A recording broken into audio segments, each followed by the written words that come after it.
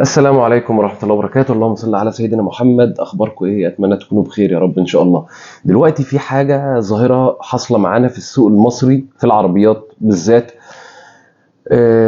شفت ناس كتيرة جدا اتأثرت بيها ووقعت فيها، فقلت برضو أقولها لكم كده والله المستعان. دلوقتي لما بتيجي تشتري عربية، أنا عايز أوصلك لإنك تجيب عربية بأرخص سعر في مصر كلها بشوية تشغيل دماغ صغيرين. دلوقتي لما حد بيجيب عربية، سيبك بقى من مش الكاستمر، مش العميل، مش انت، الشركات والمعارض. لو معرض اخد العربيه دي جايبها من اسبوع، جايبها بسعر، لو معرض تاني او شركه تانيه جايبها من شهر فاخدها بسعر تاني، واللي عنده العربيه من شهرين اخدها بسعر تالت، فهتلاقي بقى تضارب في الاسعار. كل واحد بيبيع على حسب السعر اللي جايب فيه. في واحد جاب بسعر قليل، وفي واحد جاب بسعر فوقه، وفي واحد جاب بسعر فوقهم. ويعني احنا معترفين بالموضوع ده. انا في ساعات عربيات بتبقى عندي جايه بسعر غالي شويه، او جايه في وقت مثلا الاسعار فيه كانت شاده شويه، فبيجي العميل مثلا بكام العربيه دي؟ بقول له واحد 250، يقول لي مثلا ده انا شايفها في السوق مثلا بواحد 220. اقول له مظبوط كلامك صح، هجيبها لك بالواحد 220. وبالفعل ما بجيبش عربيه دلوقتي انا كمعرض، ما بجيبش عربيه الا لما براجع سعرها في اكتر من شركه ومع اكتر من موزع معتمد عشان اوصل لاحسن سعر.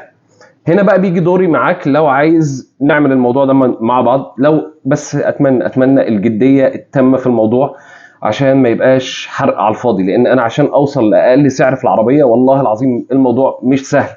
انا كشركه باخد تجاري من الشركات التانية، وبعدين تجاري ده بيختلف عن تجاري ده، بيختلف عن تجاري ده. فلو حضرتك بتجيب عربيه زيرو زيرو تمام، مش اي حاجه تانية، زيرو، ممكن لو رجعت لي في الموضوع ده اجيب لك اقل سعر في السوق كله، يعني بناء على النظام اللي انا حكيته لك ده.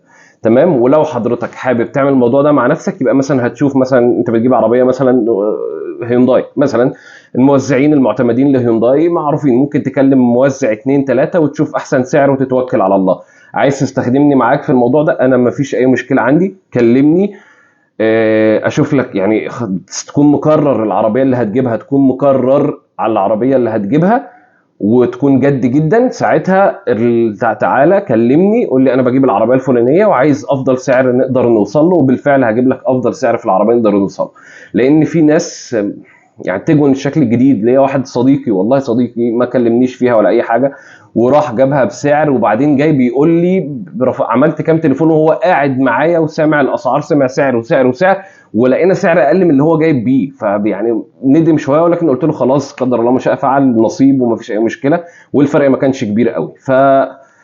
بس اظن انا كده شرحت لكم كل حاجه. ولو حد عايز يكلمني، رقمي على الصفحه معاكم، وبرضه هقوله لكم تاني: 0100 8 1 2 3 4 0. واشوفكم على خير ان شاء الله، ويا رب كل ايامكم تبقى خير، والسلام عليكم ورحمه الله وبركاته.